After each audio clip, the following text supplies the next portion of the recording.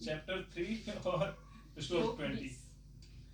श्लोक 20 में कहते हैं कर्मणैव हि संसिद्धिमा स्थिता जनकादयः लोक संग्रहमेवापि संपश्यन् कर्तुमर्हसि।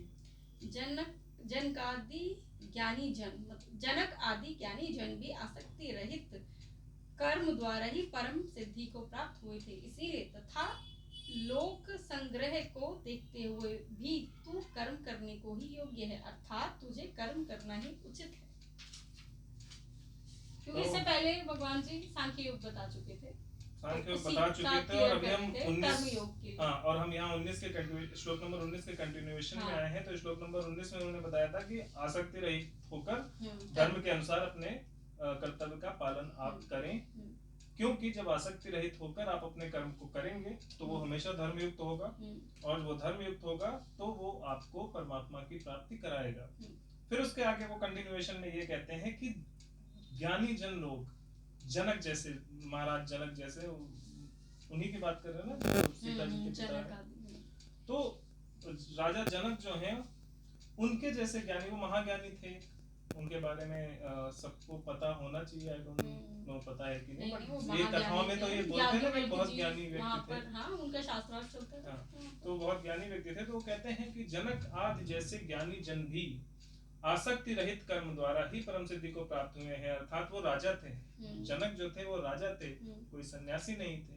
तो वो अपना कर्म जो है धर्म के अनुसार करते थे, और वो ये सोचकर कोई भी कर्म नहीं करते थे कि इससे मुझे क्या पर्सनल लेवल पे क्या फायदा होगा।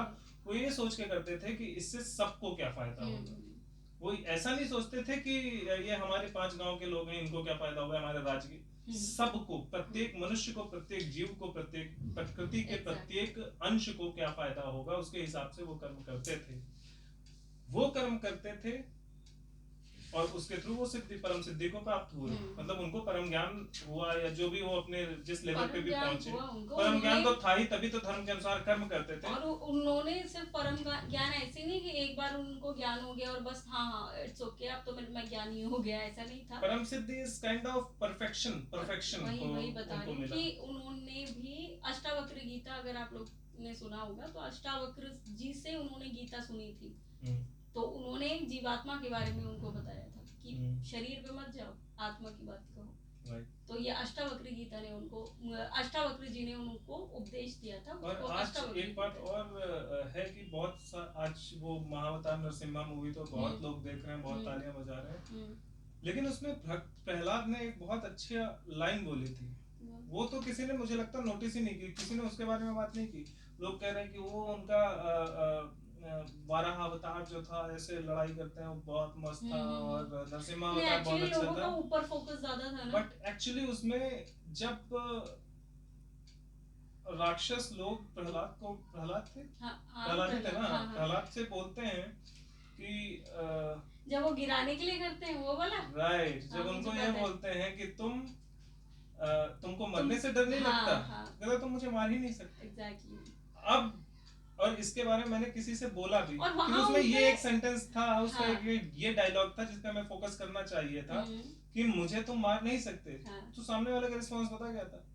कहता हाँ, क्योंकि उसको पता है कि जब तक भगवान नहीं चाहेंगे तब तक आप नहीं मार सकते मुझे। मैंने कहा नहीं, उसका सेंटेंस पूरा आपने, क्योंकि सेंटेंस नहीं सुना, उसका सेंटेंस पूरा ये था कि तुम मुझे मार नहीं सकते क्योंकि मैं ये शरीर नहीं। इसलिए वो भक्त प्रहलाद थे, क्योंकि उनको पता था कि मैं ये शरीर नहीं हूँ। जिस दिन आपको पता चल गया कि आप ये शरीर नहीं, उस दिन आपके अंदर से सारे अहंकार, सारे विकार खत्म हो जाएंगे, और जब विकार खत्म होंगे तभी आप पूर्ण समर्पण भगवान को कर सकते हो। तो भक्त प्रहलाद के भक्त प्रहलाद होने का यही रीजन है, क्योंकि उनको ये पता था कि वो ये शरीर नहीं है।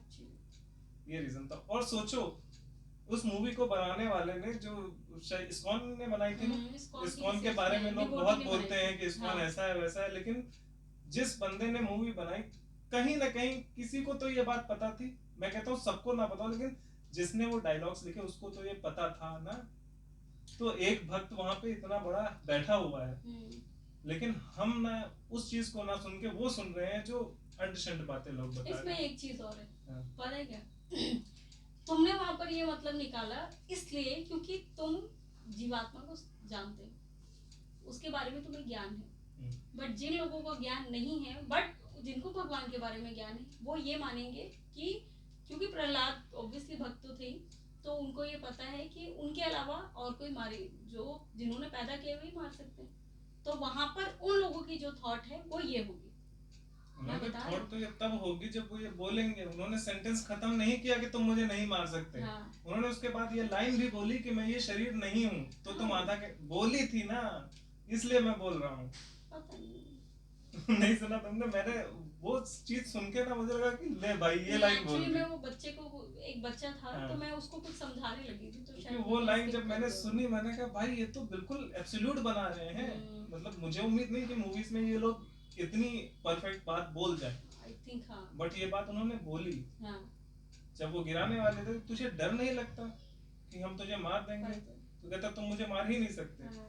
मैं बस वहां पे वेट कर रहा था कि आगे ये क्या बोलने वाले। और उन्होंने बोला क्योंकि मैं ये शरीर नहीं हूँ। तो ये बात वहाँ पे पूरा सेंटेंस बोला है, तो उसका कुछ और मतलब हो ही नहीं। बट अगर उन्होंने ना बोला होता तो उसके दो मतलब हो सकते थे, बट यहाँ पे उन्होंने पूरा बोला। एक्चुअली हम लोगों का ये है कि हम जब मूवी वगैरह कुछ भी देखते हैं तो हम लोग डिस्कशन बहुत करते हैं। तो मैंने तो एक बच्चे के साथ देखी थी, तो मैं उसी के ऊपर मोस्टली फोकस था, तो मैंने इसलिए शायद ये स्किप कर दिया। लेकिन ये वाला मैंने वो देखा था कि देखो उसका विश्वास इतना दृढ़ है कि उसको इस चीज से ये नहीं है कि भगवान बचा लेंगे, ऐसा नहीं था वहां पर। मैं उस बच्चे को यही बता रही थी कि यहाँ पर वो इसलिए नहीं बोल रहा है कि तुम मुझे मार नहीं सकते कि भगवान मुझे बचा लेंगे। उसको पता है कि मेरा जो भी होगा वो सब उन्हीं के हाथों में। तुम्हारी इतनी हिम्मत ही नहीं है कि तुम मेरे साथ कुछ कर सको जब तक वो नहीं चाहते। एग्जैक्टली। और आत्मचिंतन इसी तरह से हमें करना होता है कि उन्होंने बोला तो बोलने के बाद आपको सोचना पड़ेगा कि ये जो बोला ये सही। मैं इतना चिल्ला के इस बारे में क्यों बोल रहा हूँ? क्योंकि मुझे पता है कि वो बिल्कुल सही लाइन बोली थी, उससे एक्यूरेट कुछ नहीं था, क्योंकि पूरी भगवत गीता में वही बोला गया। तो वो एक्यूरेट, वो चीज आप जब खुद सोचते हैं ना तो आपको पता चल जाता है कि जो सामने है वो सही है या नहीं है। ऐसे बहुत सारे कथावाचक है जो कुछ बोलते हैं तो हम लोग बोल रहे हैं कुछ भी बोल रहे हैं, तो क्यों? क्योंकि वो गलत है तो गलत है। वो किसी भी कुर्सी पे बैठा हो, किसी भी गद्दे पे बैठा हो, अगर वो गलत बोल रहा है तो मतलब वो गलत है। और मूवी बनाने वाला अगर सही बोल रहा है तो सही है, और अगर वो गलत बोल रहा है तो वो भी गलत है। सिंपल फंडा है।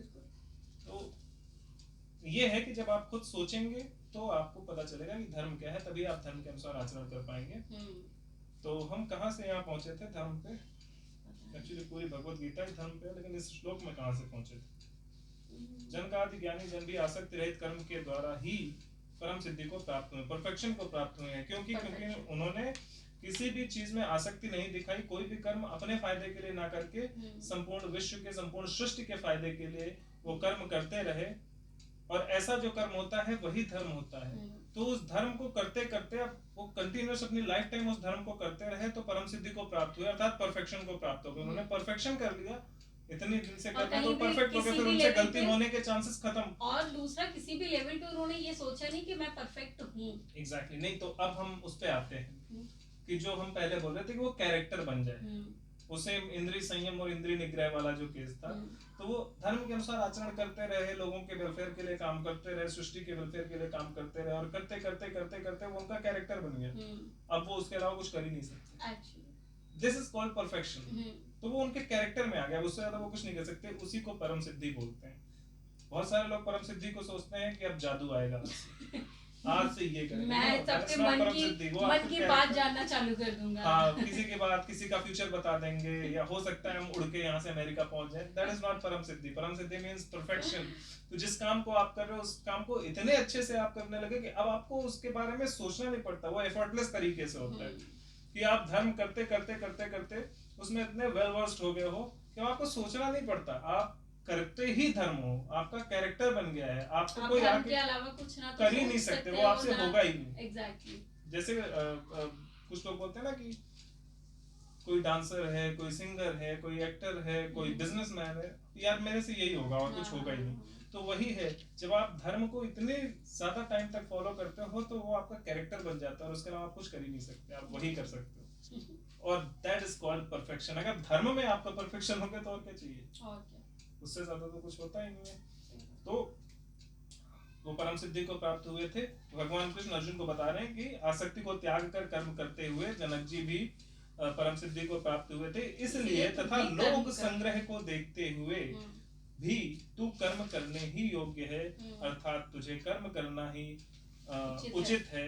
तो अर्थात मतलब लोक संग्रह मतलब सृष्टि के लिए, कि सृष्टि के संरक्षण के लिए सृष्टि ऐसे चलती रहे, ठीक से चलती रहे, इसके लिए भी तेरा कर्म करना ही उचित है। क्योंकि अगर तू कर्म नहीं करेगा तो अधर्मियों का शासन हो जाएगा, और अधर्मियों का शासन हो जाएगा तो जो सृष्टि है, जो ठीक से धर्म अनुसार चलनी चाहिए, जहाँ पर सबको सुख मिलता रहे, उसके हिसाब से किसी को कष्ट ना हो, वो होना बंद हो जाएगा। तो लोक संग्रह अर्थात सृष्टि के संचालन के लिए, सृष्टि के ऑर्डर को ठीक से चलाने के लिए तेरा ये कर्म करना आवश्यक है। क्योंकि अगर तू ये धर्म नहीं करेगा तो इन जो राक्षस वृत्ति के लोग तुम्हारे कुल में पैदा हुए हैं, वो जीत जाएंगे, और अधर्म का साम्राज्य हो जाएगा। फिर आगे जो सृष्टि का संचालन धर्म के ऑर्डर से होना चाहिए वो नहीं होगा, वो बुराई की तरफ होने लग जाएगा। स्त्रियों पर इसी तरह से अत्याचार होने लग जाएंगे। इसी तरह से जिस चीज का तुझे डर था, वर्ण संकरता, वो सब